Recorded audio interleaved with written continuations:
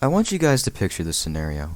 Now in that scenario, picture a Dark Souls game. What comes to mind when you think of a Dark Souls game? Extremely difficult yet fair and extremely rewarding gameplay design? Visual storytelling packed to the brim with interesting lore? Or rage compilations of grown-ass adults crying over a boss fight they claim to be impossible to defeat despite the fact that they took little to no time to understand the mechanics and think that certain gear will carry them throughout? And I'm starting to overdo the scenario, so I'm just gonna fucking stop.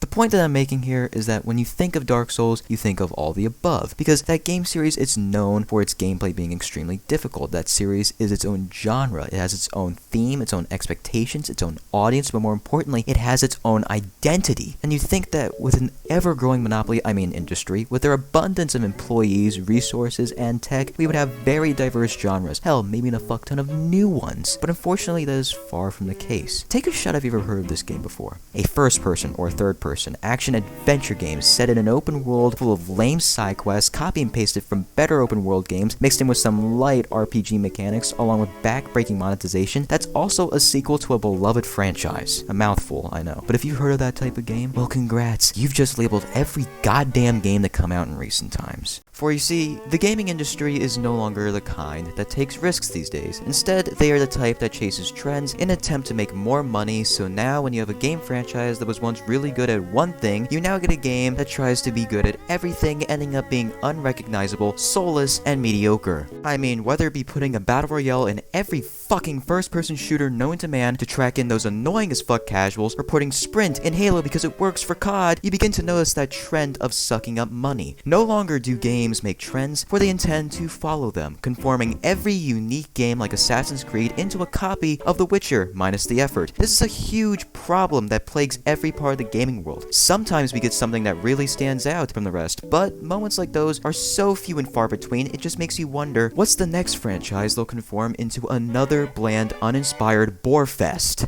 We've got to have money.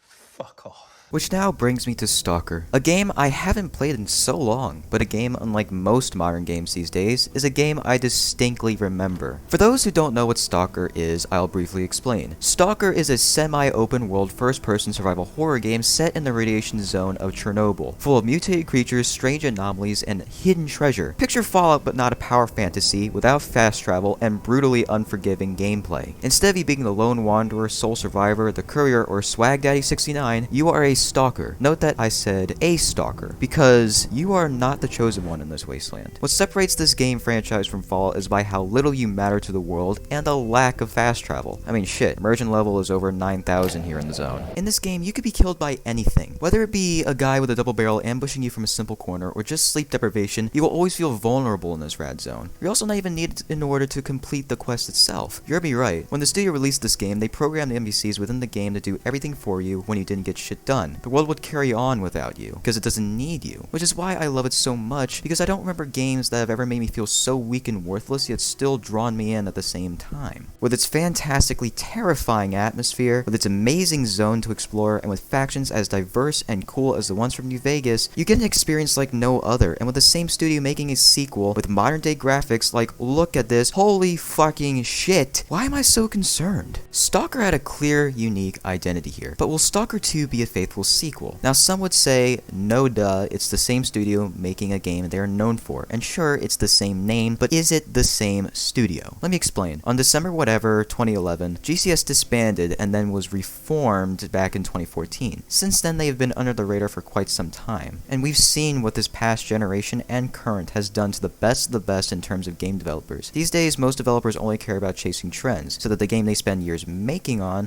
makes bank. And while I don't want to accuse GCS for anything, I have my concerns. They had to disband when they were working on Stalker 2 originally. Due to the loss of budgeting and development hell, they practically killed themselves. With this game being open world, and the biggest open world apparently, it would be expected for GCS to add features like fast travel, little to no difficulty, and more upbeat fun times designs in order to attract that money-making audience known only as casuals. My biggest concern here is that is GCS willing to take the loss in a short run, or will it conform to this bland, empty, creatively bankrupt space where generic open world world games are, or every buggy as hell looter shooter is, just so that it can be financially successful in the beginning. The gaming industry is no longer what it was in 2011, and while I am hopeful in GCS and excited for Stalker 2, I got a bad feeling about this. overall, I don't want Stalker to turn into this generic post-apocalyptic looter shooter like one franchise already has. I want to have that same vulnerable and worthlessly intriguing feeling that I got when I played Shadow Chernobyl, and all I can do now is wait and pray. This is Psycho-Froggy signing off. Take care, you guys. Oh, one more thing, and I promise I'll get out of your hair after this. I've noticed that a shocking minority of you who watch my videos are actually subscribed and like my videos, and I want to keep making more of these videos, but I need your guys' support. I need you guys to, help me grow out this channel, alright? Be sure to like, comment on what I could do to improve my videos, and subscribe if you like what you see. Alright, I'm getting out of here. Take care. Sorry, guys.